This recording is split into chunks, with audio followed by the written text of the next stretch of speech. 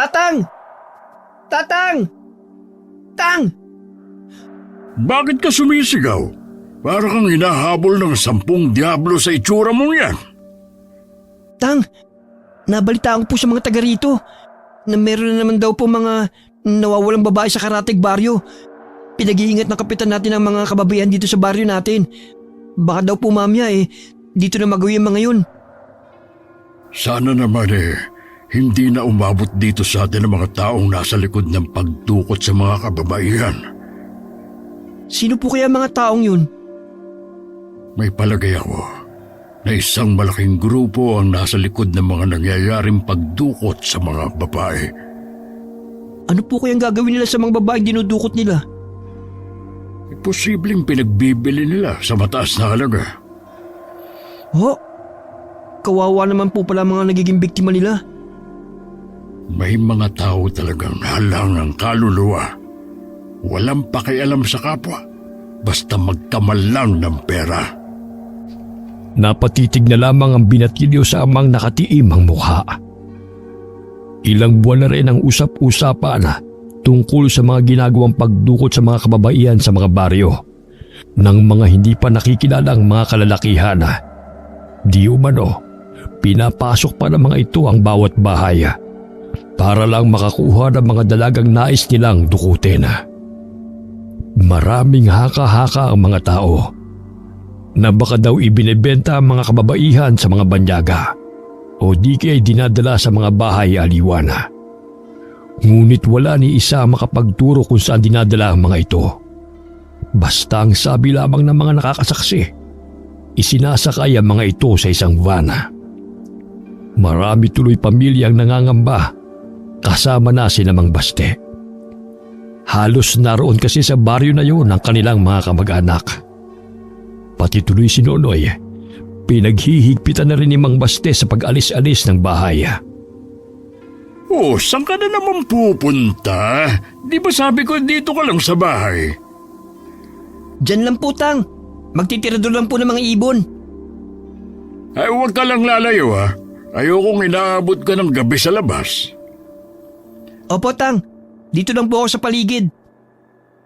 Alam mo naman na napakadelikado ng panahon ngayon sa mga tao man o hindi natin kauri. Alam ko naman po yun. Tsaka, lagi naman po ako nag-iingat Naputol ang pag-uusap ng mag-ama nang may tricycle na tumigil malapit sa kanila. Nagkatinginan pa sila at parehong nagtataka kung sino ang sakay noon.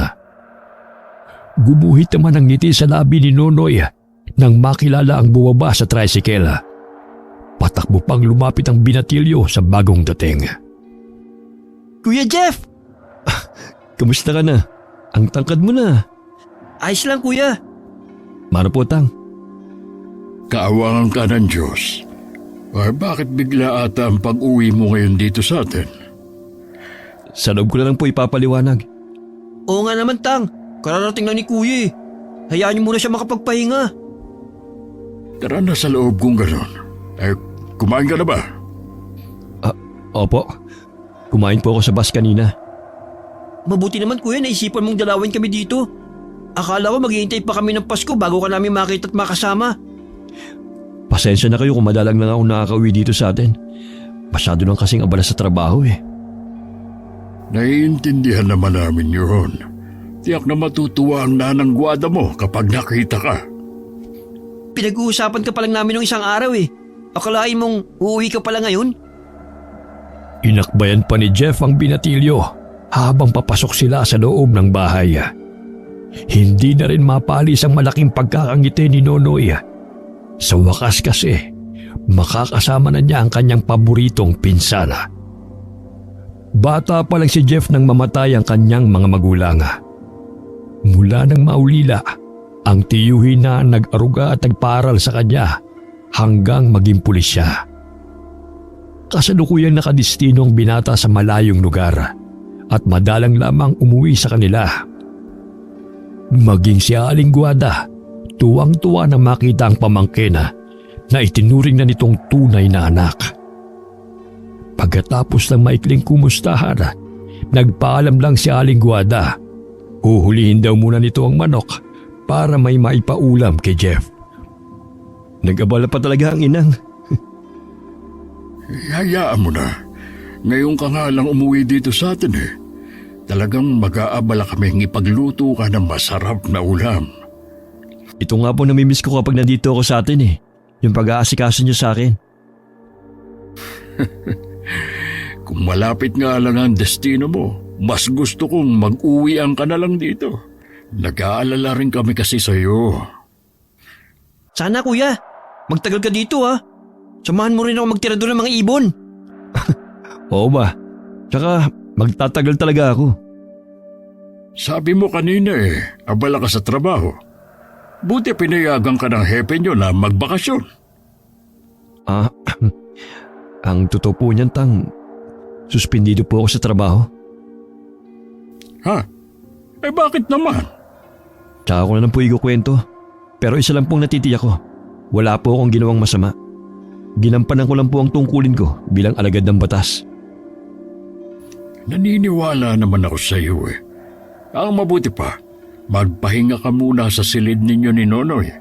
Mahaba din na naging biyahe mo, tiyak na pagod ka. At tatawagin ko na lang kayo kapag nakaluto na, ha?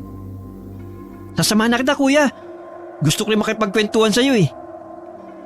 Tumayo na si Jeff at sumunod na kay Nonoy. Nabakas pa rin ang tuwa sa pagdating niya. Sa loob ng silid, hindi rin naman nakapagpahinga ang binata dahil sa daming tanong ng pinsana. Nung malapit ng magtanghalian, tinawag na sila ni Mang Baste para kumain. Pinagsaluhan nila ang tinolang manok na niluto ni Aling Guada. Habang kumakain, masaya pa silang nagkukwentuhan hanggang mapunta ang usapan sa mga dinudukot na kababaihan sa mga baryo. Talamak nga po ang ganyang gawain ngayon. May hinala kami na isang malaking sindikatong nasa likod ng pagdukot sa mga babae. Nakakatakot na talaga ang panahon ngayon. Biruin niyo, hanggang sa mga liblib na lugar na tahimik at malayo sa gulo, ay nararating na rin ang mga masasamang loob. Katunayan nga po niyan, isa po ako sa may hawak ng kaso na yan. Kaya lang po inilis nila ako at sa iba nila pinasa. Siguro maigi na rin ang nangyari. Baka iniiwas ka lang sa malaking kapahamakan. Baka nga po, Tatang. O siya, kumain ka pa. Napansin ko parang malaking nabawas sa timbang mo baka naman napapabayaan mo na ang sarili mo dahil sa trabaho. Hindi po talaga kasi maiiwasan na wala sa tamang oras ang kain ko. Ay, dito ka bumawi habang nasa bakasyon ka. Opo, Tatang. Siya nga pala, kuya. Bakit hindi mo sinamang nobya mo? Naku, wala pa akong nobya. Kaya wala akong may sasama rito para ipakilala sa inyo. Bakit hanggang ngayon wala ka pa ring nobya? Aba, magandang lalaki ka naman at maganda ang trabaho. Wala pa po kasi akong napupusuan Para kang tatay mo. Napakapihikan pagdating sa babae. Kaya naman may edad na nang nakapag-asawa. Baka habang nandito ka, kuya mahanap mo na yung babaeng magpapatibok sa puso mo. Naku, malabong sinasabi mo. Halos lahat ng kadalagahan dito, kilala ko't naging kaibigan. Para ko na lang silang kapatid. Hayaan mo na lang ang kuya mo. Kung talagang may babaeng nakalaan sa kanya, mismong tadhana ang maglalapit sa kanilang dalawa. Nung gabing yun naisipan munang magpahangin sa labas ni Jeff habang nag-iisip. Nahinto lamang siya sa pagbumuni-muni nang makarinig ng mahinang kaluskos sa kanyang likuran. Paglingon niya, ang nakangiting si Nonoy ang palapit sa kanya. Tumabi ang binatilyo sa kanya at saka tumingin sa buwan. Hindi ka rin makatulog, kuya? Hindi. Nasanay kasi ako na ganitong oras nasa labas pa ako. Naninibago lang siguro ako ngayon. Sana, kuya. Magtagal ka pa dito sa atin. Namimiss ko na kasi yung dati. Magtatagal talaga ako. Hanggat hindi ako tinatawagan ng hepe namin, hindi ako makakabalik sa trabaho. Mahirap bang buhay ng isang pulis? Oo. Pero kung nasa puso mo ang paglilingkod, magiging madali lang sa'yo yun. Bakit mo nga pala tinatanong? Wala naman. Huwag mong sabihin na gusto mo rin maging pulis. Hindi Hindi naman kasi ako kasing tapang mo, kuya eh. Pero gusto ko rin sana. Kasi iniidolo kita noon pa. Hindi naman kailangan maging matapang sa lahat ng oras eh. Basta may puso ka sa pagtulong. Sa totoo lang, kuya, hindi ko pa alam kung ano ang gusto kong kunin na kurso eh. Yung kasing gustong ipakuha sa akin ni Tatang eh, hindi ko naman kursonada. Ganun ba? Pag-isipan mong maigi kung ano ba talagang kukunin mo. Kasi ikaw naman yung mag-aaral eh. Pinag-iisipan ko nga mabuti. Tsaka, niisip ko din kung halimbawa na nasa bahay na ako titira. Walang kasama si Tatang dito. Nasa paligid lang naman ng mga kamag-anak natin eh. Hindi naman nila pababayaan si Tatang kung sakali man na sa bahay ka natitira. Sa bagay nga, siguro nalulungkot lang din ako dahil mapapalayo ako sa kanila. Maliit na sakripisyo na hindi mo sila makakasama para sa magandang kinabukasan mo. Yun nga ang sabi ni Tatang at Inang sa akin eh. Ayaw din daw nila akong lumaki na walang tinapos. Tama naman sila eh. Tignan mo ko, iginapang nila ang pag-aaral ko dahil ayaw nilang manatili lang ako sa baryo natin. Maswerte nga tayo dahil ganyan sila mag-isip. Ay, oo nga. Lagi ko lang isa sa isip na sila magiging inspirasyon ko para makapagtapos ako ng pag-aaral. Ganyan dapat. Lumalabing na dito. Tara na, pumasok na tayo sa loob. Inakbayan pa ni Jeff ang binatilyo habang papasok sila ng bahay. Ngunit bigla din siyang napahinto sa paglalakad. Nagpalinga-linga siya sa paligid. Pero wala naman siyang naaaninag. Nagtataka naman na nakatitig sa kanya ang pinsan. Ngumiti na lamang siya rito at pumasok na sila sa loob. Kanina pa natutulog ang mag-asawa dahil sa probinsyang yon. Nasanay na sila na di pa man kalat ang dilim sa labas. Nakasara na ang lahat ng bintana. Kahit nakahiga na hindi pa rin dalawin ng antok si Jeff. Nang sulyapan niya ang pinsana ay mahimbing na itong natutulog sa kabilang papaga. Hindi rin nagtagala. Hinila na rin siya ng antok. Kinabukasan, nagpaalam si Jeff na dadalawin lamang ang mga kaibigan na nakatira din sa baryo na yon. Ang mag-amang Basti at Nonoy naman ay biglang naisipang mangaso sa gubat. Nang mga oras na yon, kanina pa paikot-ikot ang isang van sa isang baryo. May 3 kalalakihang armado ang bumaba sa nakahimpil na van sa di kalayuan. At sa kanila pinasok ang bawat bahay sa baryo na yon at sapilit ang kinuha ang mga kababaihan na halos menor de edad. Pagkatapos may isagawa ang maitim na balak, tsaka umalis ang sasakyan sa lugar na yon. Lahat ng yun ay nasaksihan ng mag-ama na dahil sa kaabalahan, hindi na nila napansin na napadpad na sila sa iniiwasang baryo na yon. Sa tingin niyo po kaya, Tang, sila na yung napapabalita na dumudukot sa mga babae? Wala nang duda na sila na ngayon. At tara nang umalis sa lugar na ito bago pa tayo abutan ng dilim. Sige po, Tang. Baka maramdaman pa ng mga taga-baryo ang presensya natin. Bakit ba kasi hindi natin namalayan na nakarating na pala tayo sa baryo na ito? Masyado tayong lalibang. Hindi ko nga rin po namalayan eh. Palubog na rin po ang araw, Tang. Bilisan mo na lang. Huwag ka nang lilingon kahit anong marinig mo. Hindi po ba tayo magsusuplong? Wala tayong gagawin na hakbang. Itiko mo na lang ang bibig mo. Wala rin naman mangyayari kung magsusuplong tayo. Tang, parang may sumusunod sa atin. Huwag kang lilingon at bilisan mo ang paglalakad mo. Mahigpit pang hinawakan ni Mang Basti ang itak na nakatali sa kanyang bewang. Si Nonoy naman, dama ang panginginig ng mga tuhod habang sinasabayan ng mabilis na paglalakad ng ama. Sumasabay din sa bilis ng paglalakad ang mabilis na tibok ng mga puso nila. Kulang na lamang na lumundag ang mga yun palabas. Nang matanaw nila ang tulay na nagdurugtong sa baryo na yun, lalo pa nilang binilisan ang paglalakad. Nang makatawid, tsaka lamang sila nakahinga na maluwag. Huwag ka nang magpahinga dyan. Kahit nakatawid na tayo ng tulay, hindi pa rin tayo nakatitiyak sa ating kaligtasan. Opo, Tang. Wala na kayo sumusunod sa atin? Hindi ko alam. Basta wag mo na lang pansinin. Magkunwari ka na lang na wala kang naririnig. Parang malapit na siya sa atin. Saktong lubog na ang araw nang malapit na sila sa bahay nila. Nakatayo naman sa labas ng bahay si Jeff at halatang kanina pa sila hinihintay. Ngumiti pa ang binata, sabay kaway sa kanila.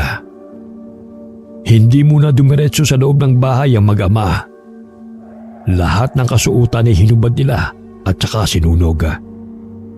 Nagtataka naman si Jeff sa iginawi nila, pero kinutuban na rin siya na may masamang nangyari sa naging lakad ng mga ito. Kung sakali mang naamoy nila tayo, hindi nila tayo masusundan. Tang, hindi ba natin ipapalam sa mga kababaryo natin ang nasaksihan natin kanina? Ano po bang nasaksihan nyo? Kasi nakita namin ang isang grupo na dinukot ang mga babae sa isang baryo. Ibig sabihin, dito naman sila naghahasik ng lagim? Bukas na bukas din ay ipapaalam ko sa mga kababaryo natin na nakita namin para mabigyan sila ng babala. Maiba po ako. Bakit kailangan nyo sunugin ang mga damit nyo? Ano po ba nangyari sa pangangaso nyo? Para hindi masundan ang amoy namin ng mga aswang. Pasensya na po, Tang. Hindi ko po maintindihan ang ibig nyo sabihin eh. Ang grupo ng mga kalalakihan ay sa baryo Maluto dumukot ng mga babae. Ho? Sa baryo na yun sila nanggaling? Oo, doon sa iniiwasan at kinatatakutang baryo na yun. Paano naman po kayo napadpad sa baryo na yun? Hindi lang namin namalayan ni Nonoy na malapit na pala kami sa lugar na yun. Nawili kasi kami ni Tatag sa pagsulod sa isang baboy ramo. Salamat naman ligtas po kayo nakauwi ni Nonoy. Ligtas nga kaming nakauwi. Nasaksihan naman namin ang isang pangyayari na maaaring magdulot sa atin ng kapahamakan. Inabukasan nga, maagang nagtungo si Mang Baste sa bahay ng kapitan ng baryo. Ipinaalam niya rito ang nasaksihan nilang mag-ama. Maging ang kapitana, kinakitaan ng matinding takot. Mas doble ang takot na naramdaman niya sa susunod na sinabi ni Mang Baste. Nasa baryo Maluto nang galing ang grupo ng mga kalalakihan. Pagkatapos ng pag-uusap nilang yun, nagpatawag ng pagpupulong ang kapitana. Pinulong niya ang lahat ng mga residente sa baryo na yun. Pinag-iingat din sila, hindi lamang sa grupong dumudukot ng mga babae, maging sa mga taong nakatira sa baryo Maluto. Samantala, pinagbawalan naman ni Mang Baste na manirador ang anak na si Nonoy. Mas makakabuti kung dito ka na lang sa bahay. Kahit po araw, hindi ako pwedeng lumabas. Maigi na yung nag-iingat tayo, lalo sa panahon ngayon. Huwag na sanang matigas ang ulo mo. Opo, Tang. Hanggang dito na lang po ako sa bakuran natin. Ay, siya nga pala. Hindi ko yata nakikita ang Kuya Jeff mo. Umalis po siya kanina eh. Pero babalik din naman daw po siya kagad bago dumilim. Sinabi ba niya kung saan siya pupunta? Hindi po eh. Pero tingin ko po, importanteng lakad niyang yun. Mabuti na rin na nandito ang Kuya Jeff mo. Kung sakaling may sumalakay sa atin na alagad ng dilim, panatag ang loob ko dahil nariyan siya. Saktong 5:00 ng hapon, dumating na si Jeff sa bahay. Nang mga oras na yon ay nakapagluto na si Aling Guada ng kanilang hapunan. Nasa labas kasi ang kanilang banggirahan. Kaya sa labis na takot, Maaga nang nagluluto ng hapunan ng babae. Noong gabing yun, hindi mapakali si Nonoy. Maalinsangan kasi ang panahon na tila uulan na. Hindi rin siya dalawin ng antok, kaya bumangon na lamang siya. Natigilan naman siya nang makarinig ng tila mga pabalik-balik na yabag sa labas ng bahay nila. Pinakiramdaman niya yon ng maigi. Doon niya natiyak na yabag ngayon ng paa.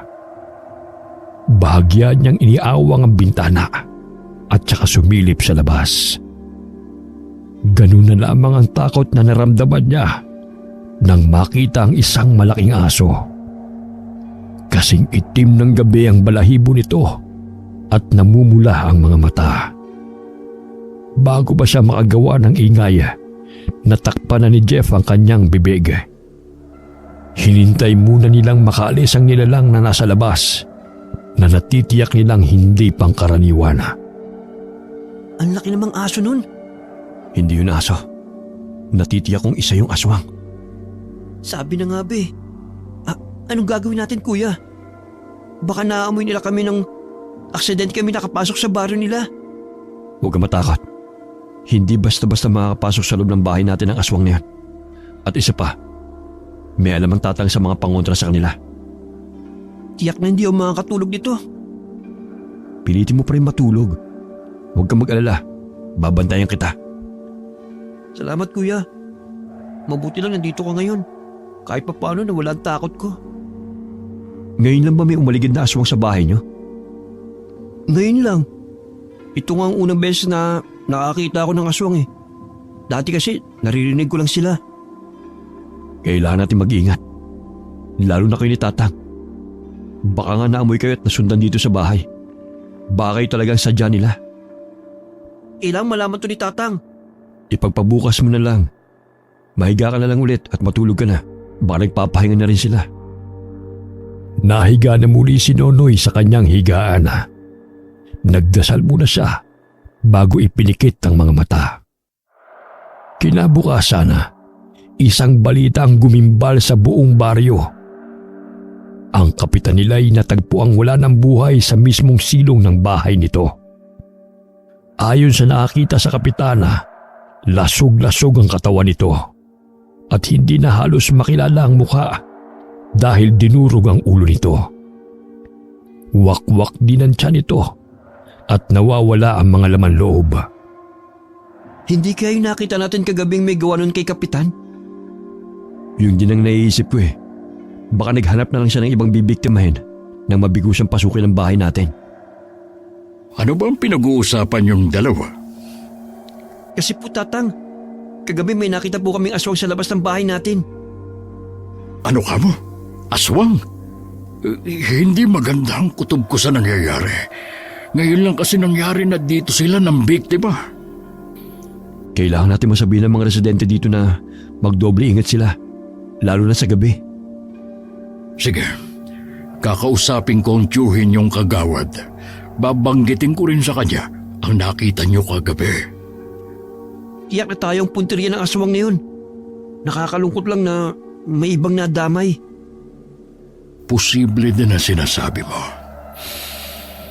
Napakabait pa naman ang kapitan natin at maaasahan sa lahat ng oras. Wala na po tayong magagawa pa. Mag-ingat na lang po sana ang lahat ng mga kababaryo natin. Sunod-sunod na gabi pa ang may natatagpo ang mga wala ng buhay na mga katawan na pare-parehong pinsala na kanilang tinamo. Binalot ng matinding takot ang mga residente sa baryo na yon. Ang ilan pa nga sa kanila ay nagsilikas na. Ang iba na walang mapuntahan na natili sa baryo sa kabila ng matinding takot na nararanasan. Nang gabing yun, nasa labas pa ng bahay si Jeff at malalim ang iniisip.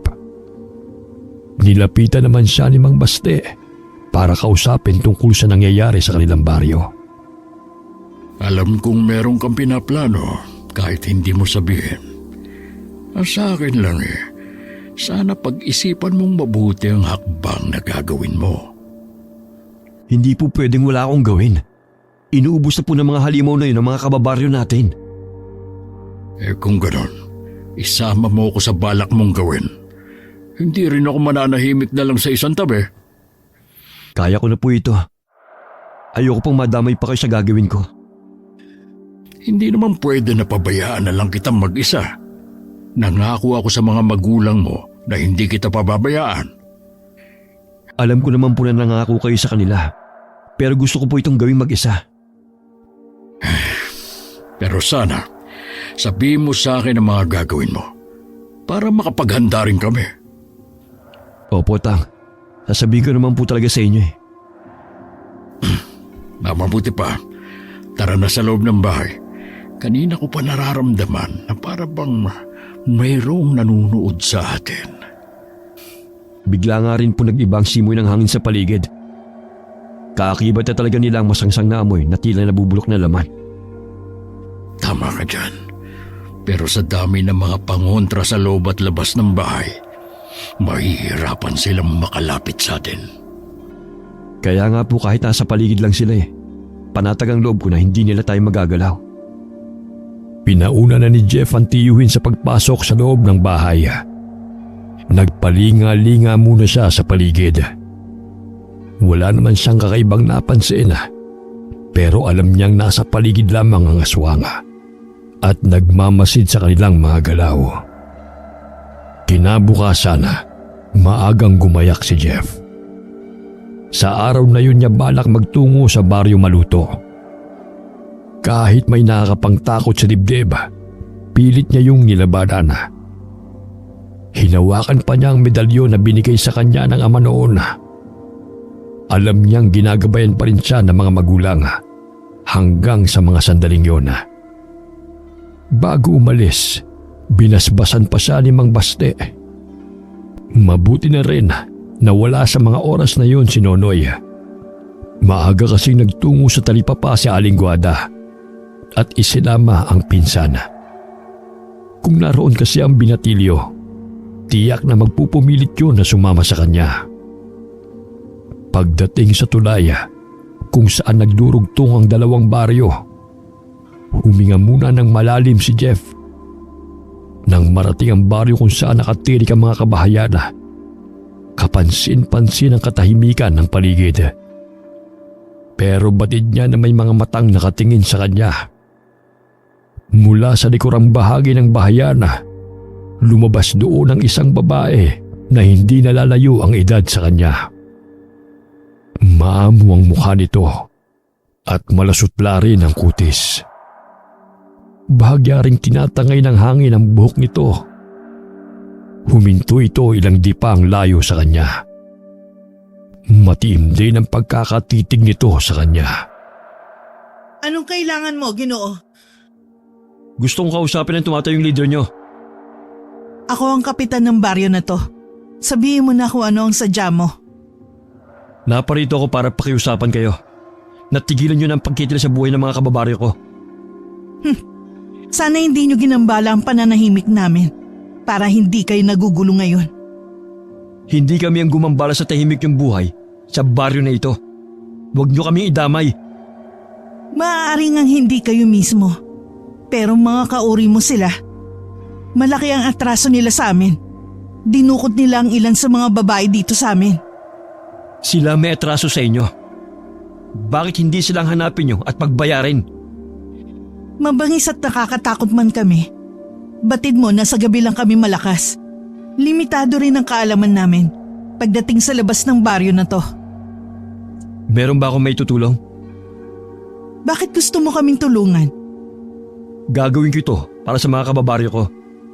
Ayokong ubusin nyo sila. Kung kayo nagnanais ang tahimik na buhay, ganun din kami. Ano ang kaya mong gawin para matulungan kami? Sabi mo nga, limitado ang magagawa nyo sa labas ng baryo nyo. Ako ang kikilos para sa inyo at maghahanap sa mga dinukot nyong mga kasamahan.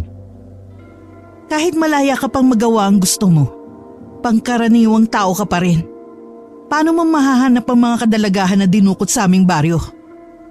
Isa akong alagad ng batas. Dati kong hawak ang kaso ng pagdukot sa mga babae. Paano namin natitiyak na tutulungan mo nga kami? May isa akong salita. At isa pa, ang kapalit naman ng tulong ko ay ang kaligtasan ng mga kababaryo ko. Kaya inaasahan ko na makikipagtulungan ka. Lahat gagawin ko. Maibalik lamang ang mga babaeng dinukot sa aming baryo. Nagtagisan pa sila ng titig sa isa't isa.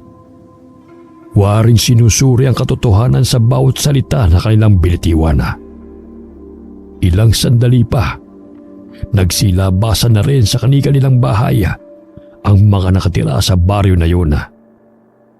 Lahat sila matalimang ipinupukol na tingin kay Jeff. Inilibot naman ng binata ang tingin niya sa mga ito bago ibinalik sa kaharap. May papangako mo ba na wala na muling magbubuwis ng buhay sa mga kababaryo ko? Hindi ko hawak ang pag-iisip ng mga kasama ko. Pero lahat gagawin ko para pigilan sila. Basta bilisan mo lamang alamin kung saan matatagpuan ang mga dinukot naming kasamahan. Huwag ka mag-alala. Gagawin kong lahat para malaman kung saan sila dinala. Aasahan ko yung mga sinabi mo. Napansin ni Jeff na nagtatago ang araw sa makapal na ulap. Kaya naman naging madilim ang paligid. Nang mapansin niya na mga nakatira roon naging mabangis ang mga aura nila. Nang tignan niya si Hera, kalmado pa rin ito, hindi katulad ng mga kasama. Tumungo si Jeff at saka humakbang paalis sa baryo na yon. Balak sana siyang sundan ng 3 kalalakihan nang pigilan sila ni Hera. Pagdating niya sa bahay, nag-aabang na sa kanya si Mang Baste. Agad na umaliwalas ang mukha nito nang makita siyang paparating. Ano nangyari? Nakausap ko po ang kapitan ng Baryo Maluto. Gusto nilang maibalik ang mga kasama nilang dinukot. Kapalit ang katahimikan ng baryo natin. Parang imposible naman ang hinihingi nilang kapalit. Hindi po, Tang. May mga nakalap na rin naman po akong impormasyon tungkol sa grupo na yun dati. Doon ako mag-uumpisa. Magsabi ka lang kung kailangan mo ng tulong. Nandito lang ako. Mabuti pong wag na lang po kayo makialam. Dumito na lang po kayo sa bahay. Ito lang ang pakatandaan mo. Huwag ka pa rin magtitiwala sa kanila. Iba silang mag-isip kesa sa atin. Tumango naman si Jeff sa sinabi ng tiyuhin. Hindi rin niya maiwasan na mapabuntong hininga habang nakatingin sa kawalan. Para namang tukso na biglang lumitaw ang imahe ng babaeng nakausap niya kanina. May panghihinayang din na hindi niya inadam ang pangalan nito. Ipinilig na lamang niya ang ulo at saka kinuha ang mga envelope na dala niya nung umuwi siya roon. May mga kasamang litrato yun nakuha ng kasamahan niya na napatay sa engkwentro. Ang kasama niyang mas pursigido na matunto ng grupong dumudukot sa mga kababaihan para ibenta sa mga parukyano. Dahil okupado siya sa pagtitig sa mga litrato na nasa harapan, hindi na niya namalayan ang paglapit ni Nonoy. Bago pa niya mapigilan ang binatilyo, nahawakan na nito ang isang litrato. Sino mga to, kuya? Sila yung mga nawawalang babae na hinihinala na dinukot at ibinenta sa mga dayuhan para pagkakitaan.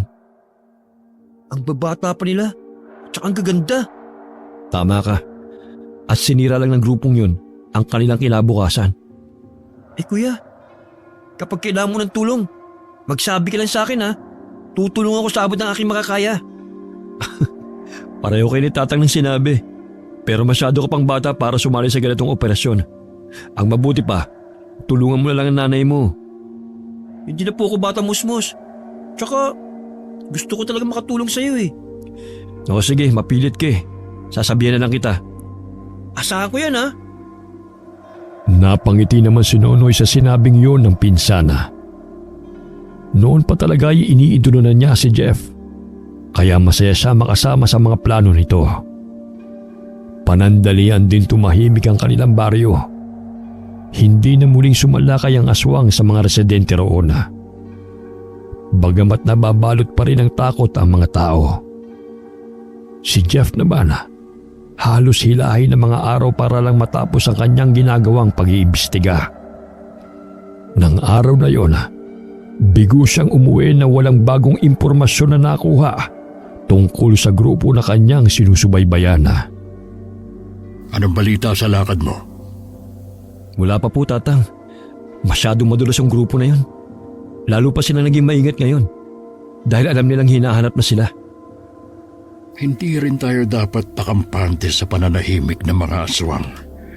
Wala akong tiwala sa kanila. Huwag po kayong mag-alala. Ginagawa ko na po ang lahat ng pwede kong gawin. Lumapit na rin po ako sa lahat ng pwede kong lapitan para mapabilis ang paghahanap sa mga kasama nilang dinukot. Salamat, Iyo, sa pagmamalasakit mo sa mga kababaryo natin. Hindi lang po yun ang dahilan ko. Tungkulin ko po yun bilang alagad ng batas. Tsaka, taga rito din po ako sa baryo na ito. Hindi po ako basta tatahimik na lang sa isang tabi. Isa kang bayani para sa amin. Hindi po ako isang bayani at ayoko rin po maging isang bayani. Malawak na napangiti si Mang Baste. Punong-puno rin ang pagmamalaki ang tingin niya sa binata. Sa likod ng isipan niya, alam niyang ipinagmamalaki rin ng mga magulang nito ang pamangkin. Nagkalambong bigla ang sayang na nararamdaman niya nang maalala ang nangyari sa mga magulang nito. Bakit bigla po kayo nalungkot, Tang? Naalala ko lang ang mga magulang mo. Hanggang ngayon, hindi pa rin natin tukoy kung sino ang may kagagawan sa pagkamatay nila. Isa sila sa dahilan kung bakit pinili ko maging pulis. Matagal ko nang hinahangad na mahuli ang taong pumaslang sa kanila ng inay. Naalala ko, bago pa malagutan ng hininga ang itay mo sa mga bisig ko, meron siyang sinambit tungkol sa taong responsable sa nangyari sa kanila. Patawarin mo ako. Ngayon ko lang naalala. Ano pong sinabi niyo, Tay? Meron daw pulang balat sa mukha ang taong yon. At yung medalyon na suot mo ay galing sa taong yon. Akala ko po kay Itay ang medalyon na ito. Pasensya ka na kung hindi ko agad sinabi sa'yo. Naisip ko kasi na balang araw, yung medalyon na yan na magdadala sa'yo sa kung sino ang salarin sa pagkamatay ng mga magulang mo. Naging palaisipan yun kay Jeff. Mula nang magkausap sila ng tiyuhin tungkol sa mga magulang, madalas na siyang nag-iisip. Muling nabuhay din sa dibdib niya ang pagnanais na makaganti sa taong pumatay sa mga magulang. Buong maghapong nasa labas si Jeff.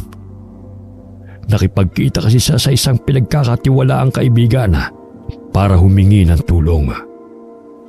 Di ba tinanggal ka na sa kaso na yan? Bakit nanghihingialam ka na naman? Ginagawa ko ito para sa kabutihan ng nakararami. Anong ibig mo sabihin? Mabuti nang hanggang dito lang ang nalalaman mo. Ayokong pati ikaw madamay. Pambihira ka naman. Parang hindi tayo magkaibigan yan eh. Higit pa sa kaibigan ng turing ko sa'yo. Para na rin kitang kapatid. Kaya nga hanggat maaari, mabuti na yung wala kang alam. Okay, sabi mo eh. Huwag ka na magtampo. Hindi ako nagtatampo. O paano, mauna na ako sa'yo. Susunduin ko pa kasi si Missy sa bahay ng mga magulang niya. Mag-iingat ka ha. Salamat ulit dito sa impormasyon na ibinigay mo. Malaking tulong to sa ginagawa kong pag-iimbestiga. Wala yun. Mag-iingat ka rin sa pag-uwi mo ha. At ingatan mo yung mga binigay ko sa'yo. Samantala, sa isang mansyon kung saan dinadala ang mga babaeng dinudukot ng isang grupo, maririnig ang mga iyakan ng mga babae. Bawat pasilyo ay puro mga nakapinid na pinto ang makikita. Napapaligiran din yun ng maraming bantay. Nakatayo ang mansyon sa pinakamataas na gulod na kung saan matatarik ang ibabang bahagi. Maririnig din sa paligid ng malalakas na hampas na mga alon. Mahirap puntahan ang lugar na yun dahil sa matarik na daan paakyat. Ang tanging paraan para makarating sa tuktok ay ang helikopter na siyang naghahatid sa mga parokyano na bumibili sa mga babae. Mula sa malayo, tanaw ni Jeff ang sinasabing mansyon na nakatirik sa mataas na gulod. Ayon sa nakuhang impormasyon, doon dinadala ang mga babaeng dinudukot ng isang grupo. Dahil sa pagmamanmana, hindi niya namalaya na kalat na ang dilim sa paligid. Nang mapagtantong gabi na, nagmamadali na siyang umuwi. Habang daan, hindi niya maiwasan ang kabahana. Kanina pa kasi siya nakakaramdam na may sumusunod sa kanya. Sa biglang paglingon, doon tumambad sa kanya ang isang aso na hindi pangkaraniwan ang laki. Mapupula ang mga mata nito at kumislap pa ang dalawang pangil nito nang tamaan ng liwanag ng buwan.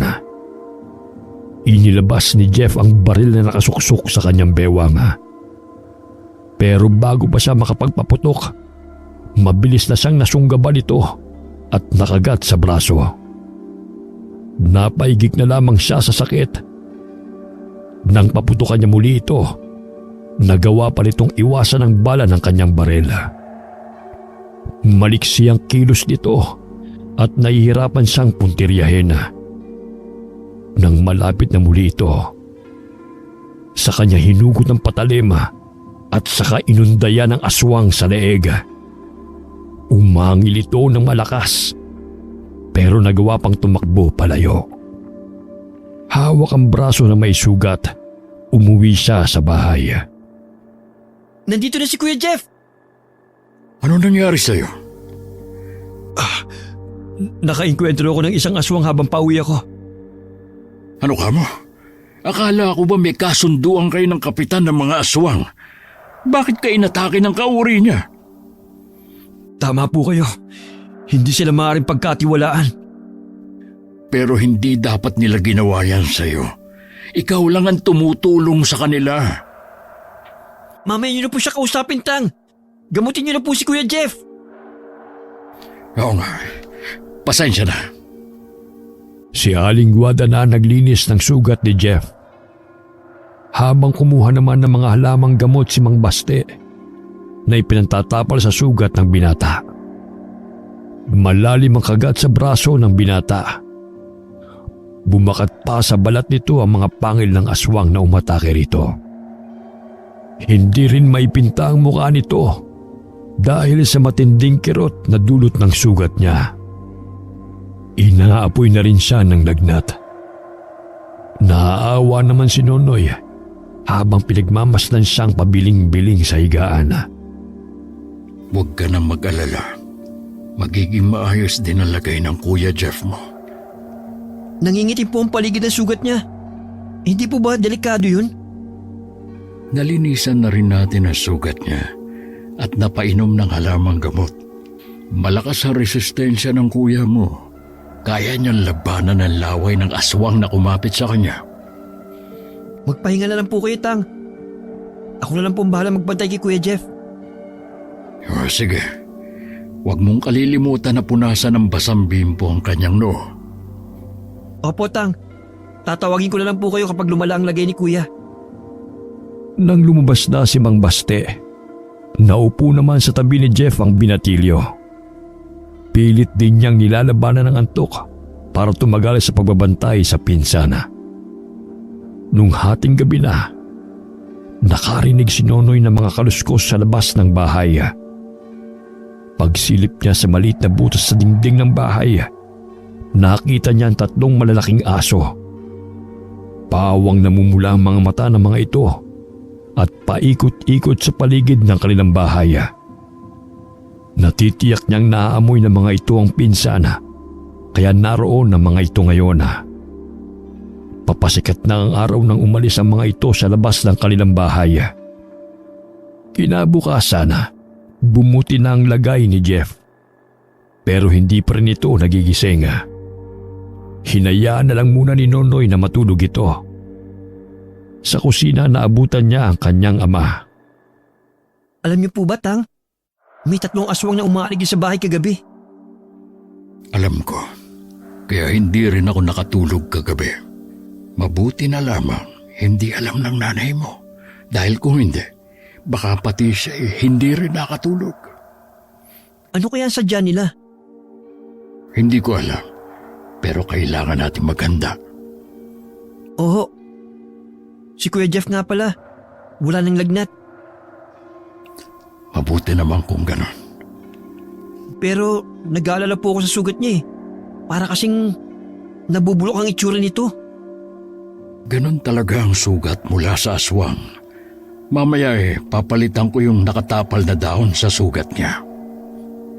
Bandang 10:00 na ng umaga nang magising si Jeff. Pakiramdam niya uhaw na uhaw siya. Kaya bumangon na siya sa pagkakahiga. Napangiwi pa siya nang maramdaman ng kirot sa kanyang braso.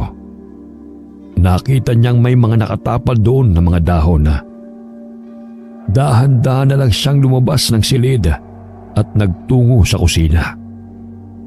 Nagtaka pa siya nang mapansin na wala ang mga kasama sa bahay. Kumuha na lang siya ng tubig sa pitsel at saka uminom. Dumungaw pa siya sa bintana para tingnan sila, ngunit wala din sila sa bakuran ng bahay. Naupo na lang siya at naghintay sa pagbabalik ng mga ito. Hindi nagtagal. Dumating na rin si Mang Baste at Nonoy. Mabuti naman at gising ka na. Kamusta pakiramdam mo? Ayos na po ako. Saan po kayo nang galing? Sinanggwada po. Nagpaiwan sa bahay ng Tio Tiago mo. Ano pong meron sa bahay nila, Tiyo? Ang pinsan mo kasing si Susette, natagpo ang wala ng buhay sa mismong silid nito. Oh? Sinong pumatay sa kanya? Hindi po ba 7 buwan ng buntis si Susette? Sa itsura ng katawan ni Ate Susette, aswang ang pumatay sa kanya. Nawala rin kasi ang sanggol sa tiyan niya eh. Mga hayop sila! Bakit pati si Susette? Pa naman eh, dumalaw lang siya dito sa baryo natin. At may sakit nga si Tio Tiago. Tapos ganun pang sinapit niya. Kung ako sa'yo, Jeff, ngayon pa lang, pag-isipan mo na kung tama bang tulungan mo mga yun. Kakausapin ko po ang kapitan nila para makuha ang paliwanag niya sa nangyari. Hindi mo na kailangan makipagkita pa sa kanya. Baka mamaya may masama silang balak sa'yo. Kung hindi po ako makikipagkita, baka mas lalong malaking problema ang kaharapin ng baryo natin. Hindi kita mapapayagan sa kalagayan mong yan. Mahina ka pa. Magtiwala po kayo sa akin. Walang mangyayaring masama sa akin. Sasamahan ko na po siya, Tang. Hindi maaari. Delikado ang pagpunta doon. Ni isa sa inyo, walang pwedeng pumunta. Nagkatinginan na lamang ang magpinsana. Nang araw na yun, kahit hindi pa ayos ang lagay, pinuntahan ni Jeff ang bahay ng tiyuhin. Pagdating doon, naroon na ang selyadong kabaong ng pinsana.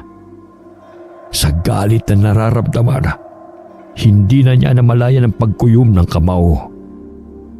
Kinabukasan, habang wala ang tiyuhin, pumuslit si Jeff papuntang baryo Maluto.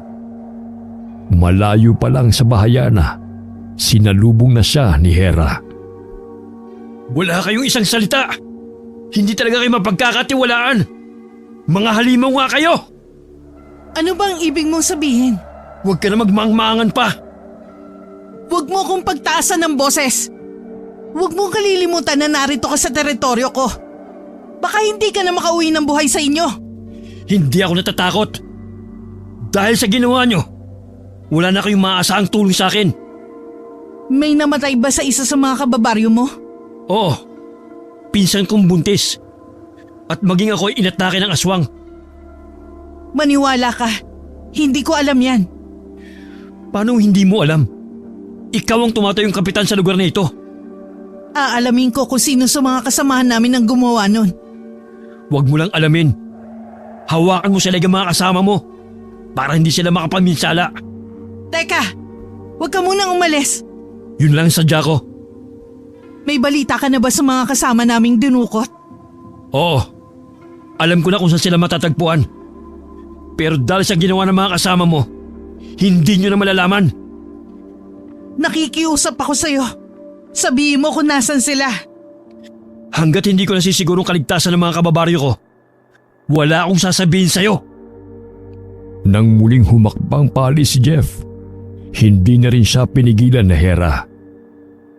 Nang makaalis ang binata, tsaka naman niya hinarap ang mga kasama. Isa-isa niyang tinanong ang mga ito kung sino ang gumawa noon.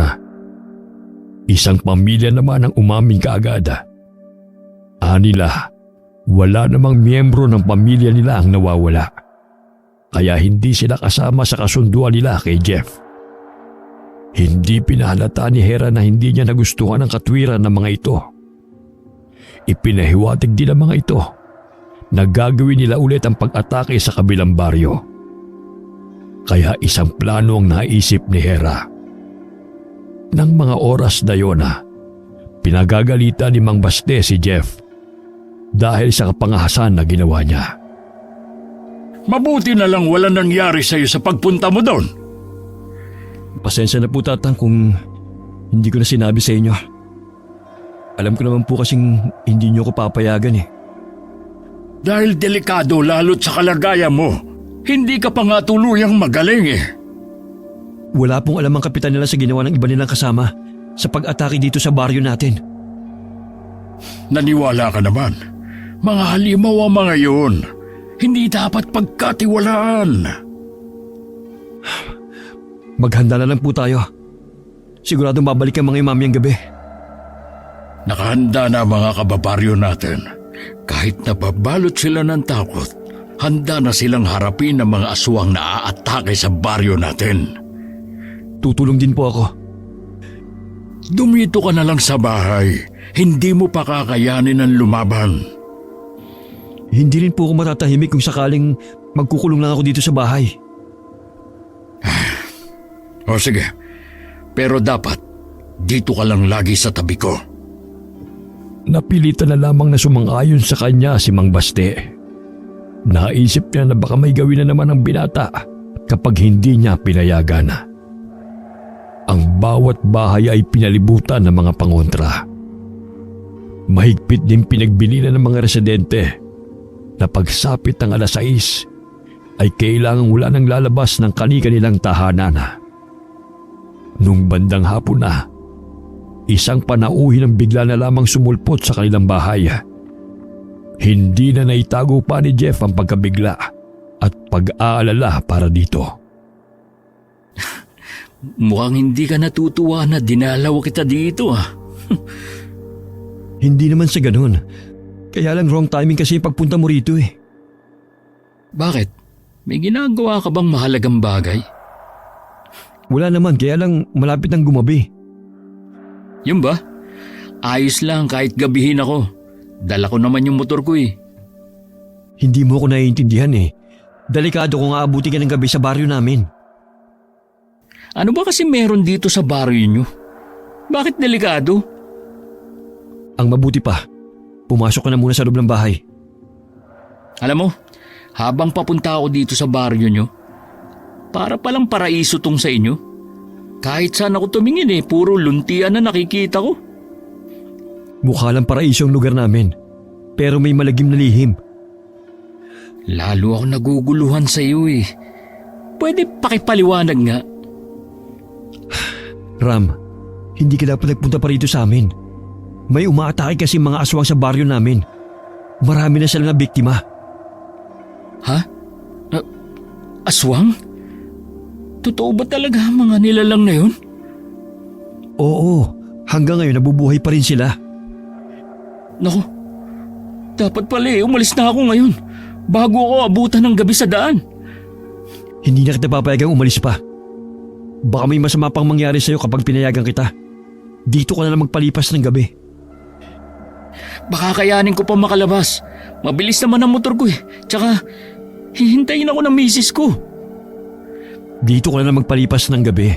Kahit ngayon lang. Ilang minuto na lang kasi palubog ng araw. Pasensya ka na, Jeff Hindi ko kasi alam. Wala ka naman kasing nababanggit sa akin Hindi ako sigurado kung maniniwala ka sa mga sasabihin ko sa'yo. Tsaka, nito na lang naman sila umatake sa baryo namin eh. Dati naman, tahimik lang sila namumuhay sa baryo nila. Ano ba kasi nangyari?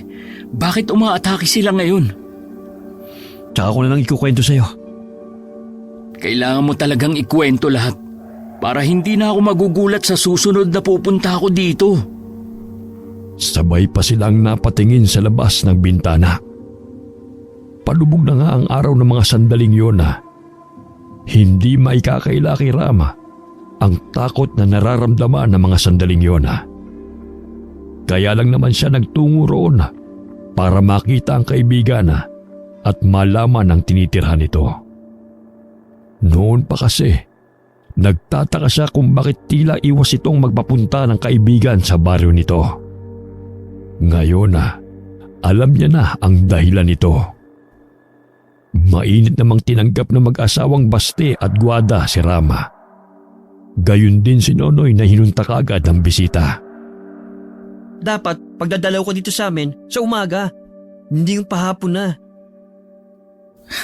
Hindi ko kasi alam eh. Gusto ko lang sana kasing sorpresahin ang pinsa mo. Hindi ko alam na ako pala masusurpresa. Tahimik naman dati ang baryo namin eh. Nagsimula lang naman umatake yung mga aswang nung dukutin ng mga babae sa baryo nila. Sa amin sila naghihigante. Nabanggit nga ni Jeff ang bagay na yan. Ngayon alam ko na kung bakit porsigido siyang mahuli ang grupo na yon. Sana nga mahanap na sila. Nakakaawa din ang ibang biktima nila eh. Huwag ka mag-alala. Alam na rin namin kung saan dinadala ang mga babaeng dinudukot nila. Kailangan lang namin ng magandang plano. Salamat naman pala kung ganun. Marami pang napag-usapan ng dalawa. Unang paghaharap pa lamang nila, magaan na ang loob nila sa isa't isa. Naliwanagan na rin si Ram sa lahat ng mga naglalarong katanungan sa kanyang isipan. Habang lumalalim ang gabi, pare-pareho silang hindi mapakali ng mga sandaling yon. Ang mag-asawa'y nagpaalam ng papasok sa kanilang silid. Naiwan naman ang tatlong lalaki sa sala. Sa di kalayuan, maririnig ang isang alulong. Nagkatinginan pa silang tatlo bago tumayo si Jeff para sumilip sa labas ng bahay. May nakita ka ba sa labas? Oo, nandyan lang sila sa labas. Anong gagawin natin? Baka pasukin tayo dito sa loob ng bahay. Nonoy, ikaw na munang bahala rito. Anong gagawin mo? Lalabasin ko lang sila. Aalamin ko na kung anong kailangan nila. Hindi ka ba natatakot? Baka mamaya pagkalabas mo agad kang sunggaban at lapain. Tama si Kuya Ram. Nakalimutan mo na bang sinabi ni Tatang? Hindi pwedeng habang buhay na lang tayong matatakot. Dito lang kayo. Sasama na ako sa'yo. Alangan naman na pabayaan kita. Humanda ka lang sa pwedeng mangyari. Sa labas, naroon muli ang tatlong malalaking aso. Paikot-ikot sila sa paligid ng bahay. Nang lumabas sila ng bahay, sumalubong sa kanila ang malamig na simoy ng hangin na may masangsang na amoy. Nakatitig din sa kanila ang tatlong nilalang na may mapupulang mga mata. Tumulo pa ang laway ng isa sa kanila na tila ba't takam na sa kanila. Umangil ang mga yun at pumorma na tila aatake. Nanginginig naman ang kamay na inilabas ni Ram ang baril nito at saka iniumang sa kanila. Bago man sila makagawa ng hakbanga, isang malaking baboy ramo ang humahangos na dumating. Sinugod nito ang tatlong malalaking itim na aso. Pinaligiran naman ito ng tatlo habang malakas na umaangil. Sa isang iglap, nagbago ang anyo ng baboy ramo. Bumalik ito sa totoong anyo nito bilang aswang na bangkilana. Mayroon itong pakpak na kahalintulad ng isang panike at may mahabang kuko. Nang makilala ito ng tatlong aswang, Akmang tatakbo ang mga ito palayo. Pero nahabol ito at saka mabilis na dinukot ang mga puso nila. Nang humarap ang bangkilan sa magkaibigan, hawak pa sa isang kamay nito ang 3 pusong patuloy sa pagtibok. Siguro naman amanos na tayo. Kahit maubos pa kayo, hindi nyo na maibabalik yung mga inosenteng taong pinatay ng mga kasamahan mo. Jeff, kilala mo siya? Oo, siya ang kapitan ng baryo kung saan puro aswang ang naninirahan. Sa baryo nila mayroon dinukot ang mga babae. Ako na ang humihingi ng dispensa sa ginawa ng mga kasama ko. Tinitiyak ko sa'yo na hindi na to mauulit pa. Aasahan ko salita mo. Ngayon, sabihin mo naman sa amin kung ano na ang balita sa paghahanap mo sa mga kasamahan namin. Ang totoo niyan, alam ko na kung saan sila matatagpuan. Talaga? Saan? Sa isang mataas na gulod na napapalibutan ng bangin. Hindi basta-basta mapupuntahan ng lugar. Doon nila dinala ang kapatid ko at ang iba pa. May kapatid ka pala sa kanila. Ngayon alam ko na kung bakit gano'n lang kasidhiyang pagnanais mong mahanap sila. Kahit hindi pa nila kasama ang kapatid ko, hahanapin ko pa rin sila bilang tumatay yung leader ng aming baryo. Hindi ko sila maaaring pabayaan. Pwedeng makisabat? Kung aswang kayo, sa tingin ko madali para sa inyo na puntahan ng lugar na yon kumpara sa aming mga pangkaraniwang tao lang. Kahit saang lupalop pa yan, pupuntahan namin. Kailangan lang namin ng eksaktong lugar.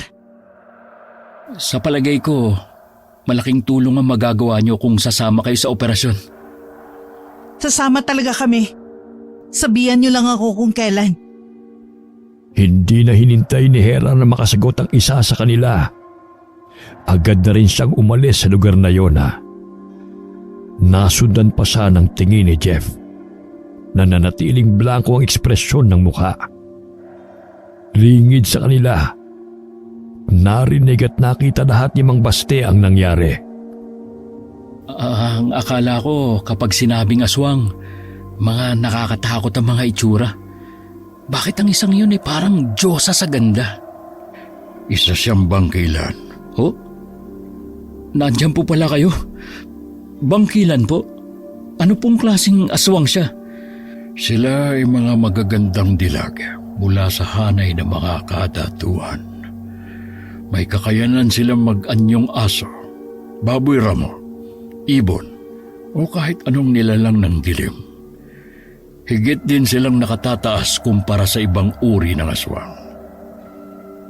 Hindi na nga ako makahinga kanina habang pinapanood ang ginagawa niya. Huwag kayong magpapadala sa angking ganda niya at husay. Ginagamit din nila yon para makapanlin lang sa kanilang bibiktimahin. Ganun po ba?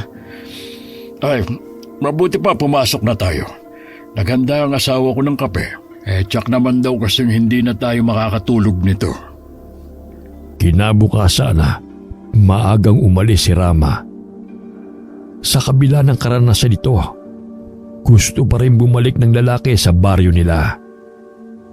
Nagpahayag din ito ng kahandaan sa gagawin nilang misyon sa pagliligtas sa mga babaeng dinukot.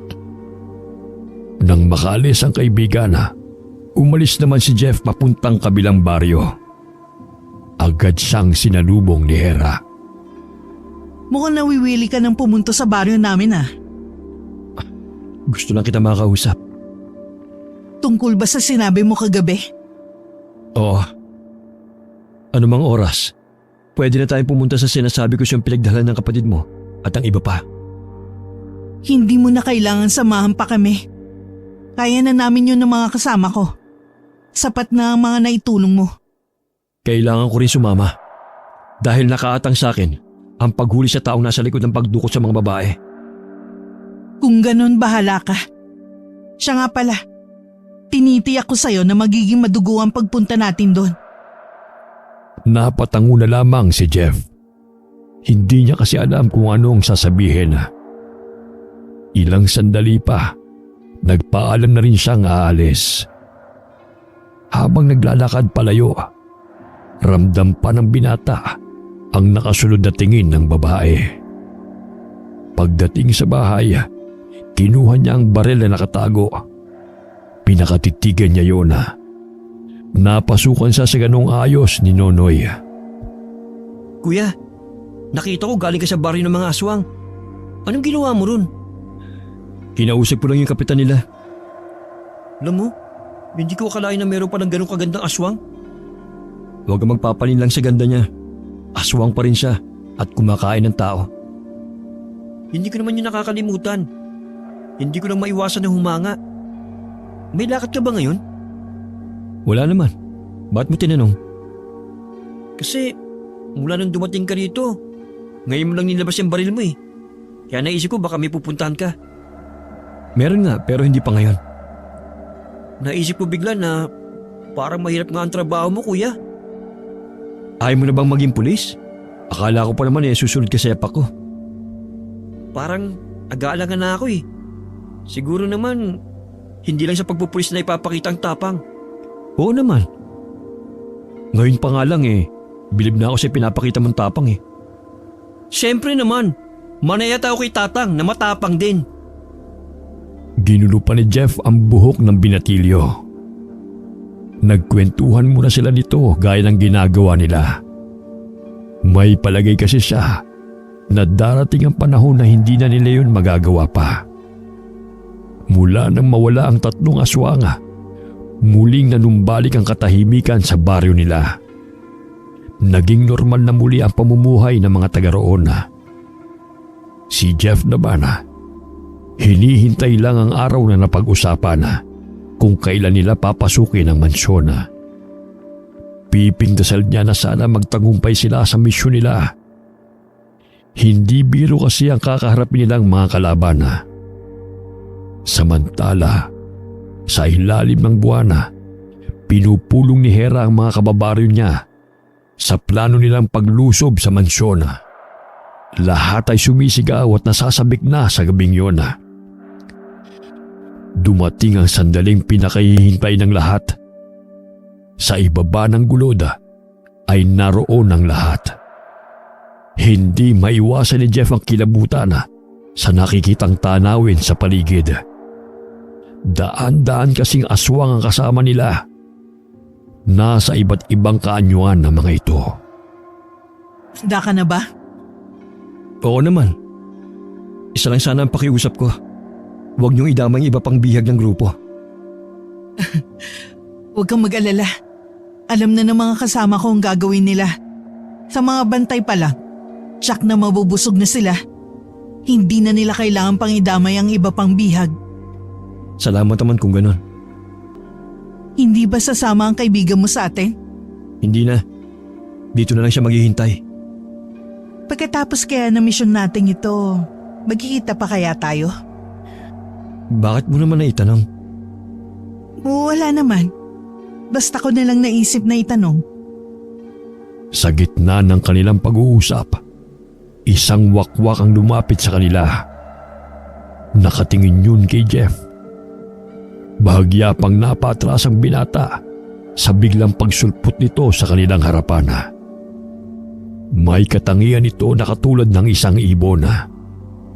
Bago pa maisip ni Jeff kung ano ang binabalak nito, mabilis na nitong dinagit ang kanyang balikat at saka inilipad pataas. Napasigaw na lamang siya sa gulat.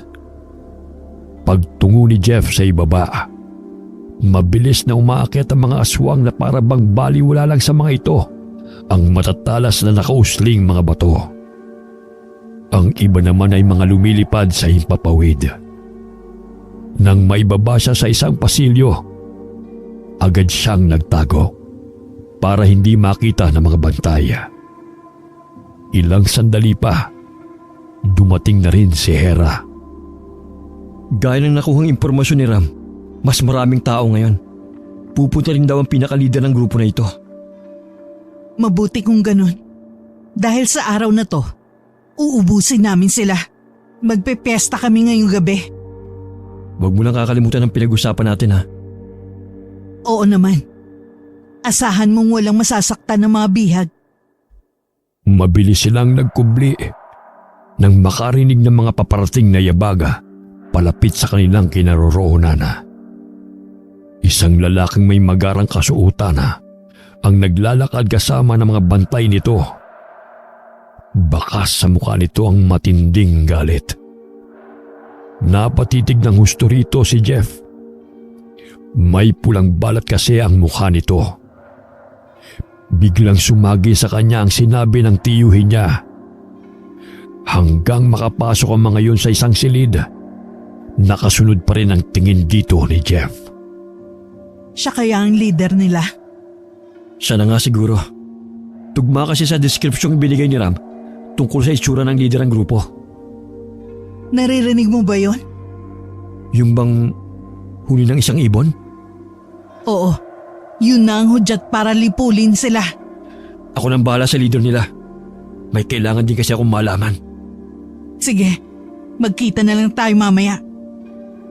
Ilang sandali pa, maririnig na sa buong paligid ang sari-saring ingaya na nagmumula sa angil at sigawan ng mga tao. Kabi-kabila rin ang mga putok ng mga barela. Si Jeff naman, nang makitang lumabas ang mga bantay ng lalaking may pulang marka sa muka, pumasok siya roon habang nakataas ang barela. Nagulat pa ang lalaki sa bigla niyang pagpasok. Tinanggal niya ang kwintas at saka ipinakita sa lalaking namumutla sa takot. Nang oras na yon, nasagot na rin ang katanungan kung sino ang pumatay sa kanyang mga magulang. Yun ang lalaki sa kanyang harapan. Hindi pa man niya naipuputok ang barela. Agad na itong pinagpiestahan ng mga aswang na hayok sa laman. Nakaririnding sigaw nito ang maririnig sa apat na sulok ng kwarto na yon. Tumalikod na lamang siya at saka hinanap ang iba pang mga bihag. Nadaanan pa niya ang mga nagkalat na mga lasog-lasog na katawan sa bawat pasilyo. Malapit sa may hagdana, abala naman si Hera sa pagngasab sa biktima nito. Iniiwas na lamang ni Jeff ang tingin dito. Gaya ng sinabi ni Hera, nagpiesta nga sila. Dahil sa dami ng mga kinain nilang karne ng tao. Sumisilip na ang haring araw nang bumalik sa dating anyo ang mga aswang na kasama ni Jeff. Nailigtas na rin nila ang mga bihag na babae. Napasulyap si Jeff sa papalapit na si Hera at sa babaeng kasama nito na may bahid pa ng dugo sa paligid ng bibig. Siya ba ang kapatid mo? Oo, gusto namin magpasalamat sa'yo. Kung hindi dahil sa'yo, hindi ko makakasama ulit ang kapatid ko. Kagabi tuluyan na siya naging aswang. Meron lang akong katanungan. Paano hindi nila nagawang tumakas kung mga aswang sila? Hindi pa sila ganap na aswang nang dukutin sila ng mga lalaking yun. Wala rin ako at ang iba pang matatandang mga aswang sa baryo namin noon. Kaya madali silang nakuha. Malinaw na sa akin ang lahat. Kailangan na nating umalis. Salamat muli sa tulong nyo. Wala yon. Ginawa lang namin ang mga tungkulin namin. Nang makaalis ang grupo ni Hera, pinasakay na rin ni Jeff ang nasa 20 babae na pawang mga menor de edad. Tulala pa ang mga ito at nanginginig pa sa takot. Nang magsalita si Jeff, ni isa sa kanila ay walang nagsalita. Matinding trauma ang pinagdaanan nila. Tama ka. Hindi lang sa kamay ng mga dumukot sa kanila, pati sa nasaksihan nila kagabi. Ano ba nangyari? Talaga bang naubos ang mga kalaban? Pinagpiesta nilang lahat. Walang natira sa kanila. Sana naman wala na akong makainkwentro ng mga aswang sa susunod. Sa wakas matatahimik na rin sila sa baryo nila. Sana wala namang gulo sa kanila. Pati kasi baryo naming nananahimik, nadadamay sa galit nila. Paano natin ipapaliwanag ang nangyari sa mansyon na yan? Ihatid na natin ang mga babaeng doon sa kanilang bahay. Pagkatapos, umuwi na tayo parang walang nangyari. Ha? Sigurado ka? Wala rin namang maniniwala sa atin kung sakaling sabihin natin sa kanila na mga aswang ang may gawa sa nangyari sa mansyon. Baka mapagkamalan lang tayo mga baliw.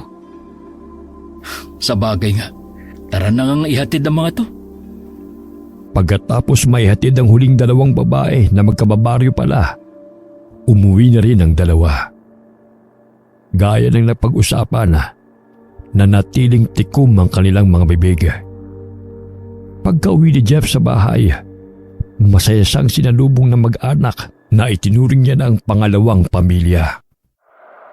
Nabigyan ko na rin po ng hustisya ang pagkamatay ng mga magulang ko. Ibig mo sabihin, dun mo rin natagpuan ang taong pumatay sa mga magulang mo? Nalaman mo rin ba kung anong dahilan kung bakit sila pinatay? Mababaw na dahilan po. Dating kasapi ng grupo nilang Itay. Pero mula nang makilala ng Itay ang inay, tumiwalag na siya. Yun ang dahilan kung bakit ilang taon din siyang tinugis. Nakakalungkot ang nangyari sa mga magulang mo. Nais lamang ng Itay mo na magbagong buhay kasama kayo. Noon pa, naghihinala na ako sa klase ng trabaho ng Itay mo. Pero hanggang sa huli, inilihim niya yon. Nagpapasalamat na rin po ako na natuldukan na ang paghahanap ko ng hustisya. Natitiyak ko na matatahimik na rin sila. O di babalik ka na ba uli sa trabaho mo? Hindi ko po alam. Para kasing nagugustuhan ko na rito sa baryo natin eh. Ganitong buhay ang hinahanap-hanap ko. Sana ang pagtira dito ang nagugustuhan mo. Hindi ang pagkakagusto sa hindi natin kauri. Hindi ko po kayo maintindihan. Kilala kita mula pagkabata. Ayoko lang na masaktan ka sa bandang huli. Kaya ngayon pa lang, supilin mo na ang nararamdaman mo. Napatitig na lamang ang binata kay Mang Baste. Para kasing mayroong ipinapahiwatig ang tiyuhin sa kanya. Nang mga sumunod na araw, naging laman ng balita ang nangyari sa mansyon. Ni isa wala makapagpaliwanag sa totoong nangyari doon. Kalaunan na, nakalimutan na rin ng mga tao ang pangyayaring yun. Wala na rin napapabalita na pagdukot sa mga babae sa iba't ibang lugar. Nagdesisyon na rin si Jeff na hindi na bumalik sa pagiging alagad ng batas at nanatili na lamang sa kanilang baryo. Hindi nagtagal, tinanggap na rin niya ang kapalaran niya na maging aswang. Lalo't nalaman niyang may katugon naman pala ang kanyang nararamdaman. Sigurado ka na ba, Kuya Jeff, na gusto mong maging aswang para sa babaeng yun? Oo, Nonoy. Buong desisyon ko sa gagawin ko. Isa kang hangal, Jeff. Naging baliw ka dahil sa pag-ibig. Patawarin mo ko, Tang. Pinilit kong labanan ang nararamdaman ko. Pero mas nanaig pa rin ang pagmamahal ko kay Hera. Pero bakit sa babae pang yun ka umibig? Marami naman dyan na masigit na maganda at kauri pa natin. Hindi po natuturuan ng puso kung sinong iibigin ito. Hindi nga natuturuan pero kaya mong pigilan. Masakit din po sa akin na suwiin kayo. Kaya lang po, kaligayahan ko na po nakasalalay dito. Sana po maintindihan niyo ako. Sana maging masaya ka sa buhay na pinili mo. Tang, sandali lang po. Huwag muna kayong umalis. Hayaan mo na siya, Kuya Jeff. Kakausapin ko na lang siya mamaya. Masyado lang talaga nasaktan ng tatang sa ginawa mong desisyon. Galit ka rin ba sa akin, Noy? Hindi ako galit sa'yo. Mahirap maunawa ng ginawa mo. Pero naiintindihan kita. Hindi ko nga lang natitiyak kung magkikita pa ba tayo kapag umalis ka na. Nariyan lang ang baryo Maluto. Anumang oras pwede kang pumunta. Malungkot lang nang umiti si Nonoy. Kahit tulay lang ang nagdudugtong sa dalawang baryo. Alam niya oras sa doon na tumira ang pinsana. Hindi niya na ito makikita pa kahit kailan.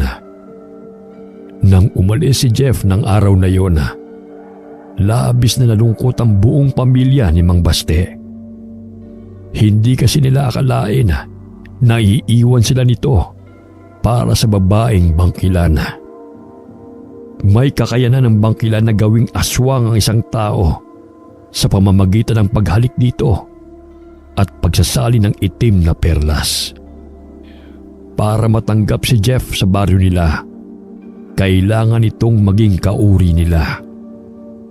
1 linggo na rin mula nang umalis si Jeff. Labis pa ring nalulungkot si Nonoy. Gustuhin man niyang tumawid sa kabilang baryo, mahigpit naman siyang pinagbabawalan ng ama. Kumusta na kaya si Kuya Jeff? Huwag mo na siyang babanggitin pa kahit kailan. Hindi na natin siya kauri. Ibig lang sabihin, hindi na rin natin siya kapamilya. Nagmahal lang po si Kuya Jeff. Yun lang naging kasalanan niya. Labis lang siya nabighani sa ganda ng babaeng yun. Pero hindi yun tunay na pag-ibig. Kahit ano pa po, wala na po tayong magagawa pa. Nandun na siya sa baryo ng mga aswang. Kaya nga kalimutan mo na siya.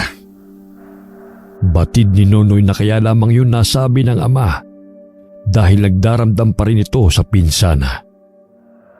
Nang sumunod na umaga, nagulat si Nonoy nang makita ang tulay na sira na. Nang tanungin niya ang ama, ang tanging sagot nito ay mabuti nang wala nang maging dahilan si Jeff na bumalik sa baryo nila. Samantala, nakarating naman kay Jeff ang nangyari sa tulay. Sinadya di umunong sirain ng tulay para wala ka ng dahilan para bumalik sa baryo ninyo. Matindi pa rin ang tampo sa akin ni Tatang. Naunawaan ko naman siya eh. Pero sana, mapatawad pa rin niya ako. Balang araw matatanggap din nila ang naging desisyon mo. Sana nga. Yun lang nagpapabigat sa kalooban ko. Tuwing naiisip ko na may hinanakit sila sa akin, hindi ako lubusan nagiging masaya. Sabihin mo nga, hindi ka ba nagsisisi na ako ang pinili mo? Hindi. Dahil mahal kita at handa akong talikuran ng lahat para sa'yo.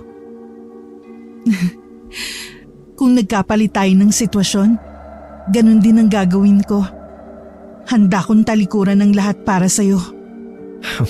Ang mabuti pa, pag-usapan lang natin yung nalalapit ating pag-iisang dibdib.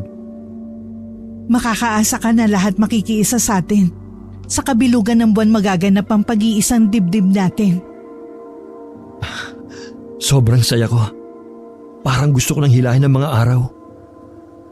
Sa pamamagitan ng seremonyas na ginagawa nila, saksi ang mga nakatira sa baryo na yun at ganun din ang buwan at mga bituin sa langit sa pag-iisang dibdib ng dalawa. Sa paglipas ng mga taon napuno man ng maraming pagsubok ang kanilang pagsasama dahil sa pagiging dating tao ni Jeff. Lahat ng yun ay nalampasan nilang dalawa. Mula rin nang nanirahan si Jeff sa baryo Maluto, nawala na rin siya ng balita sa labas ng baryo. Tuluyan na rin niyang pinutol ang ugnayan niya sa pamilya. Wakas,